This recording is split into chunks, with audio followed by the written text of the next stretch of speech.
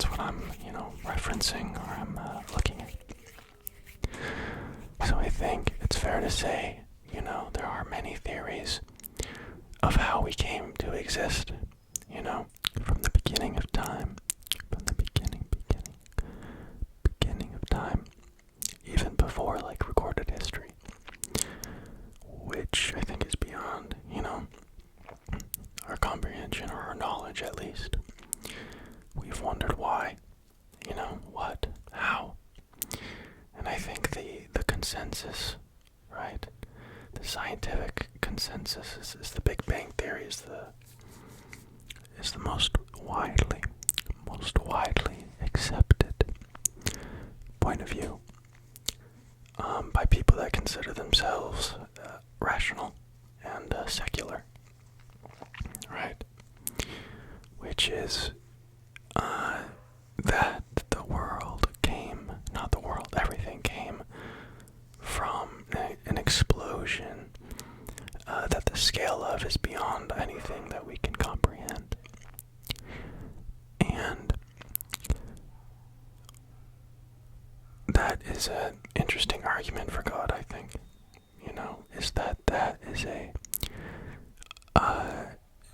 what is that? But anyway. And then there's the, creationist, the world's only 10,000 years old theory, which I don't believe in personally. But I think it's, interesting.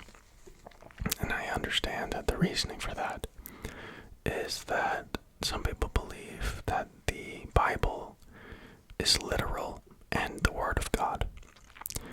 And that is, I think, a belief shared amongst many of the Abrahamic faiths. But anyway, I guess I'm jumping ahead of myself, right? So the questions of why, how, what, many civilizations have risen and fallen, having their own version, or at least their own publicized version.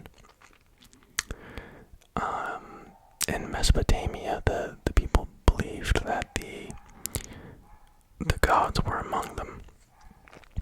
And I think that's a very interesting thing. And then later, I know this is a big jump, but in Egypt, the pharaoh was the physical embodiment of God, of a polytheistic religion where the pharaoh was the god on earth.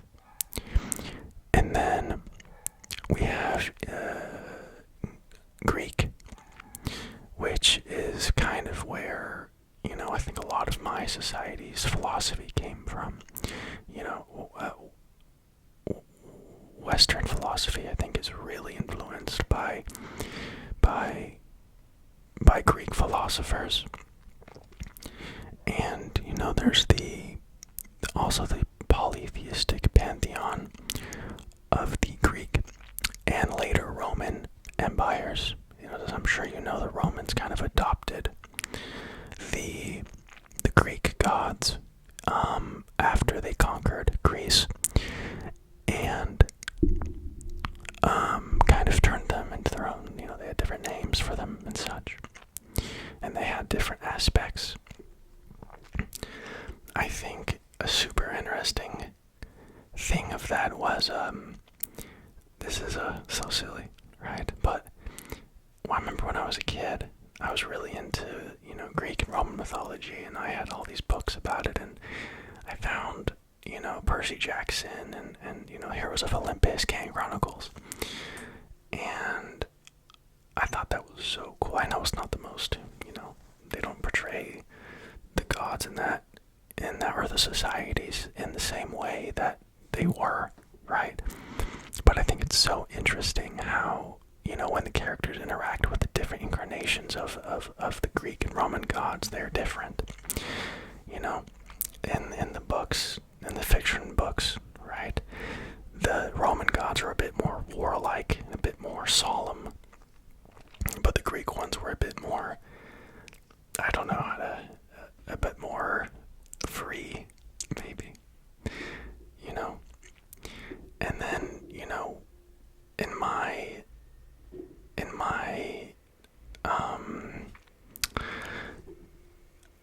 I guess, life. I haven't come into contact with many, as I'm sure everyone has.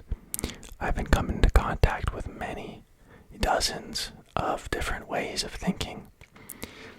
And for me, the ones that hold water are the ones that, are centered around love and forgiveness and us being a part of God, right? And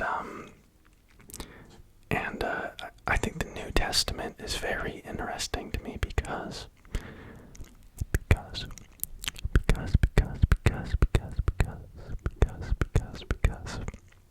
I didn't understand. I was brought up Mormon, and I rejected the Mormon version of society, and so I kind of was an atheist for a while. And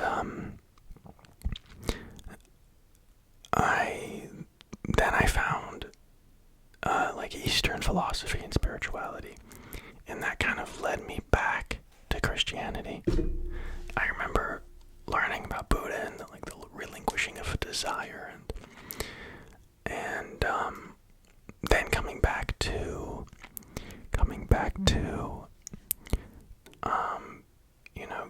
Jesus says, love thy neighbor. It's easier for it's easier for a camel to fit through the eye of a needle than a rich man see the kingdom of heaven. And I was talking about this in a video, I think 2 weeks ago, and one of the comments said that was the church's way of alienating the common people from wanting wealth. And I think that's a very interesting thing, and that could be the case, but it could be that, and it could be something deeper as well. Materialism, I think, as we all know, is fantastic. We all, it's great. I love buying things. I love having things. I love owning things, right? But it's just a game. It's just another game, to play in life, and it's devoid of deeper meaning. And I think if we pray to the god of money, and that's what we worship, then I don't think that we're getting anywhere.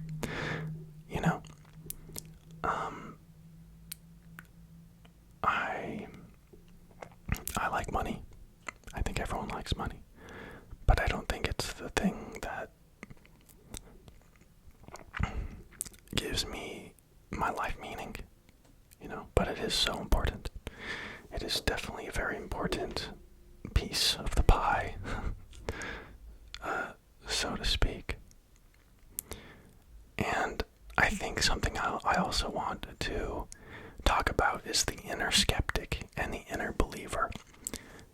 In myself, I find these two forces fighting so often. And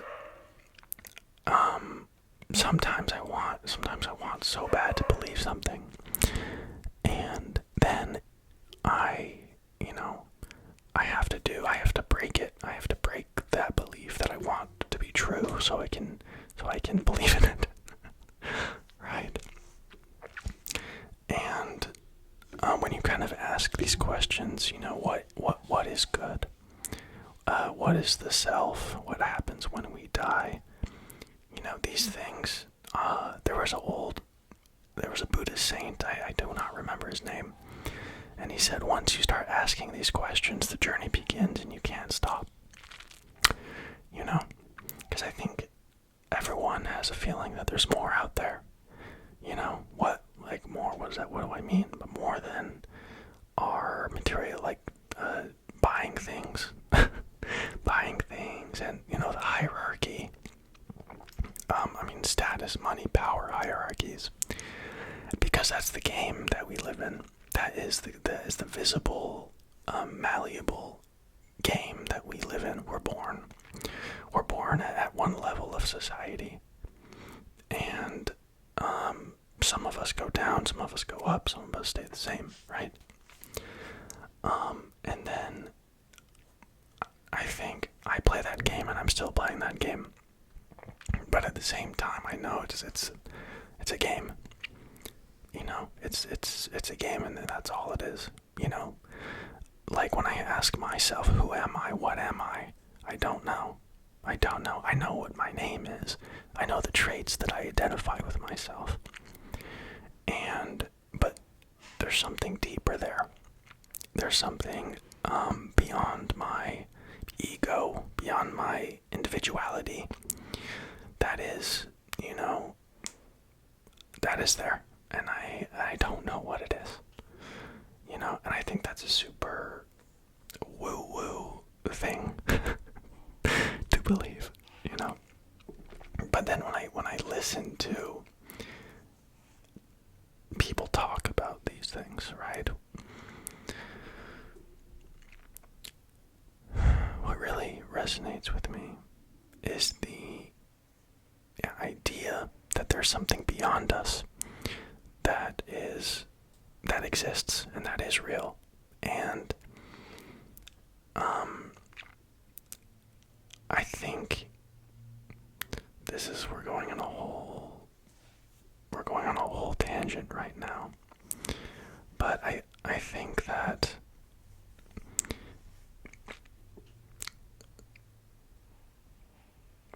so I'm going to go from the Buddhist point of view, because that's kind of what my worldview is built on. So we have the illusion of self, right? So in Buddhism, God is at everything. We are pieces of God, and we hide ourselves from it, right? Because we want to be separated. We want to be separated, right? But on an even deeper level, we don't. And that pain of that separation, what caused that separation? I don't know. The fall from Eden. You know, the building of karma, right? The things that we do. And every time we eat, every time we drink, every time, you know, people get addicted to drugs, every time I drink a beer, every time I I am putting a bandage on several bullet wounds. That is my separation from God when I incarnated here. Whew, that's a strange idea. You might think I'm crazy. I think I'm crazy too. So I guess we're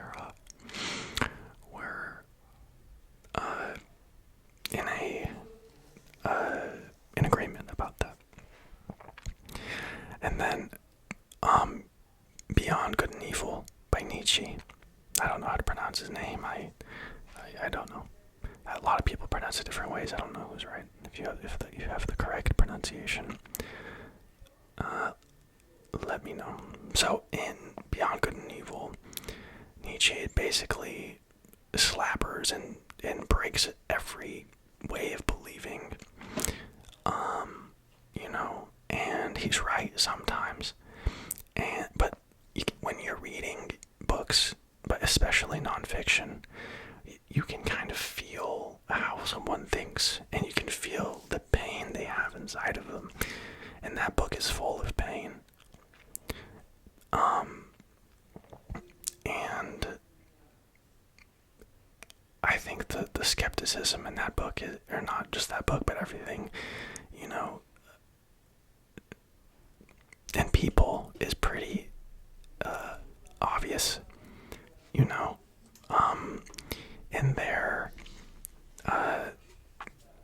way of being, you know, in their way of talking, right? Like, I know a lot of people who don't, will not, you know, are very skeptical or, you know, hostile towards religion because it was hostile to them. You know, whether it be, you know, sexual identity or, you know, limiting beliefs about right? And I think that is a disservice. I think that is I think you have to have your own relationship with these things. But you know, to be fair, I think atheists are super smart people, and they're usually quite caring, and intelligent, very intelligent people, and they often know more about religion than like religious people do, as far as like the words and the chapters and the verses, and because they've really searched, right? But there is a certain, like, sometimes when this isn't true for all atheists, but it's like, especially not like, there's some people that classify as like agnostic atheists. These people are usually pretty lighthearted, when they talk, but atheists who say there definitely is not a God, right? They talk with a certain venom, they talk, because I remember when I used to listen to Richard Dawkins, he would do debates with people, and I loved those debates, because at the time I was losing my faith. I didn't have any faith in Mormonism to believe with, and Richard Dawkins would be like, it's all bull crap, right? And I was like 12, I was like, yeah, it's all, right? And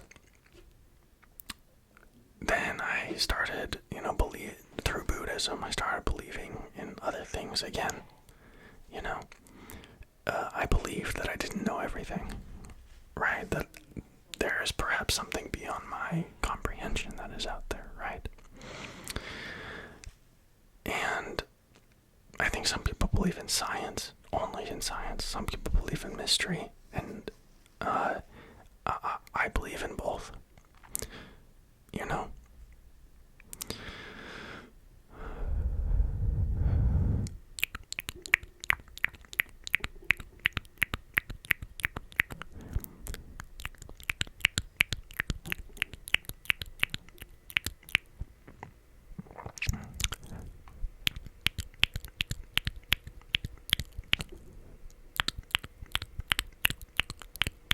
And I really hope this doesn't offend anybody. I'm a blithering idiot.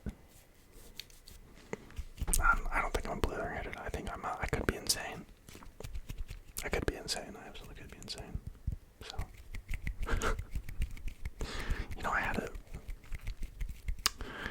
I don't know. Sometimes I have such shame of my self-perceived differentness,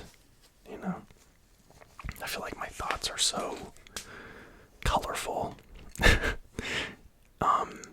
as opposed to neutral, and sometimes I have great shame about that. Sometimes when I'm watching a show or reading a book, I'm like, my gosh, what would the people in my life think about this?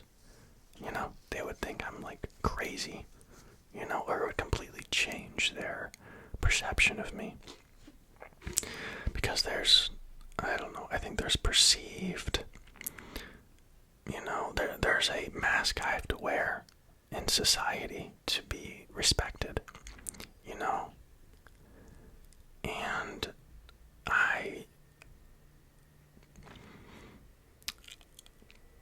I understand that, and I respect that,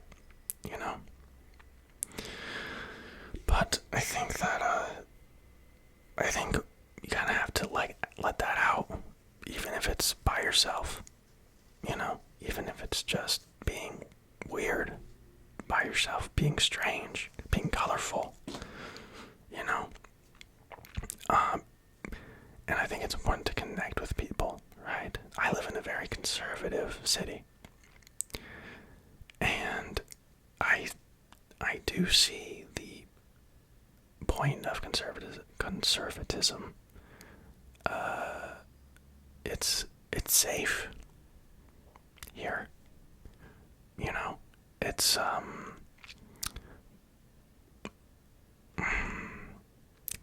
I think not politically, I think, and not even politically, like the progressive and the traditional, I think they fight each other all the time, and I think that's the way it's supposed to be, so that most people can be happy in the middle, And I'm not really talking about politics. I'm talking more about life in general.